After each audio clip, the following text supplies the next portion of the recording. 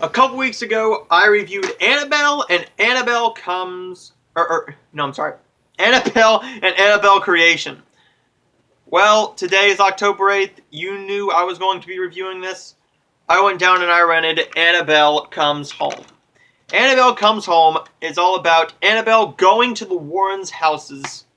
Going to the Warrens' house and going into the occult room, the artifacts room, and staying there. Well, they have a daughter, and she is being babysat by the babysitter and her friend while the parents are off doing something, and the friend decides to go into the artifacts room and be stupid. She didn't believe in any of that stuff. She wants to contact her father because of something that happened. There's your film. You know what you're getting yourself into with Annabelle. I am a bit of a newbie when it comes to horror films. I used to not watch any horror films whatsoever. The most horror I would go is like Jennifer's Body or Scream. That's how far I would go, but since I try and review everything now, I try and watch everything. When there's a film that is a sequel coming out, I like to try and watch the first or second or third, blah, blah, blah, blah, blah, however many films are coming out. Annabelle Comes Home is a film that I had zero expectations for. I was not expecting this film to be any good whatsoever.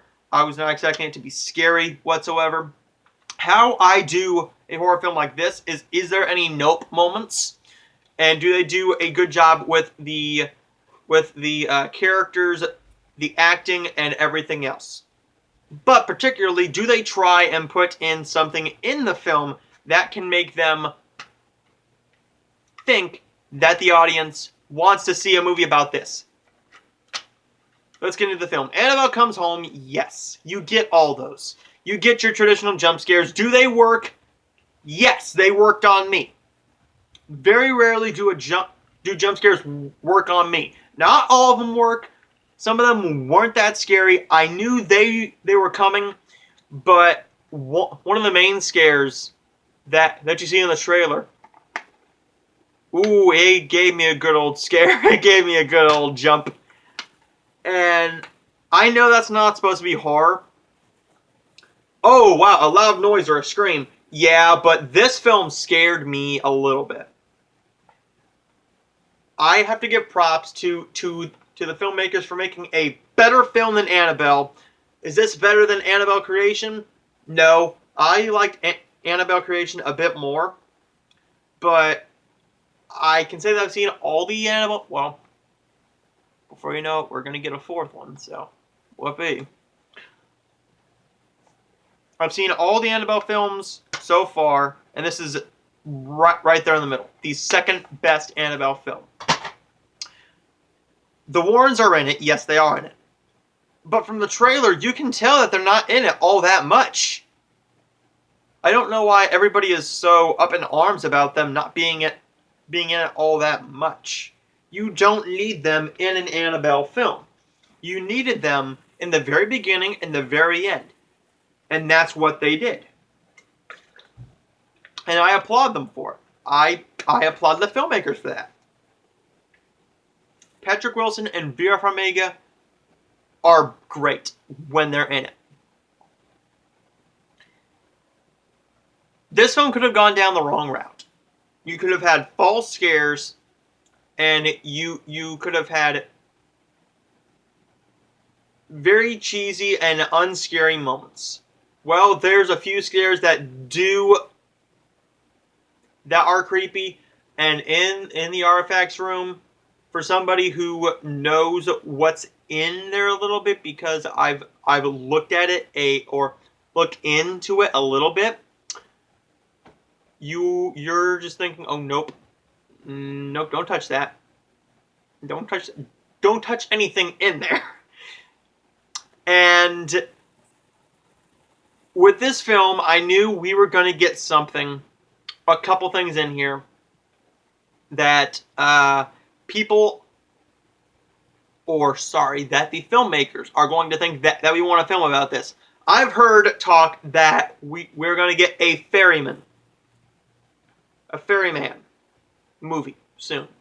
I've also heard the wedding dress. If you don't know what the wedding dress is, it's basically a haunted or possessed wedding dress that when the bride puts the dress on, the dress makes her want to kill her husband, to kill the groom. And I'm excited about that. The ferryman, I could really care less. I'm not anticipating that film at all. The wedding dress intrigues me more because I learned about that a little bit, and that was one of the legitimately creepy and intriguing things in this film. You also got another one that has to do with like these coins, I think, and I can't remember what they're called, but the ferryman is one of them that just doesn't intrigue me all that much. It didn't scare me, but this film was way better than Midsummer to me. Was way better than Midsummer. It did a better job. It was paced well.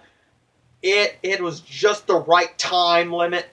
It knew what it was doing. It knows its audience. They learned their mistake from Annabelle. The first Annabelle. They learned their mistake. I liked Annabelle Comes Home very much. It's just a film that I'm only going to watch once because once I've seen the scares, you aren't really going to get me again. There is my review of Annabelle Comes Home. I'm going to give Annabelle Comes Home a B+. I enjoyed it for what it was. I'm not one of those people who's going to sit here and bitch and moan about jump scares. That's what horror movies are nowadays. When a jump scare gets me, it gets me. When it doesn't, it doesn't. 50-50 of the scares got me, but I also liked the characters, and I liked that they built towards a interesting artifact. An interesting film, or a interesting Warren artifact that I would like to see a film made of. There's my review of Annabelle Comes Home. There's my slew of reviews. If you haven't seen my past reviews that I've filmed with this slew, I reviewed, of course, Annabelle Comes Home, Midsommar, Shaft, Scooby-Doo Return to Zombie Island, Booksmart, and Brightburn, along with the Hallmark Movies and Mysteries original mystery movie, Chronicle Mysteries: The Deep End. I'll see you guys in the next review. Bye-bye.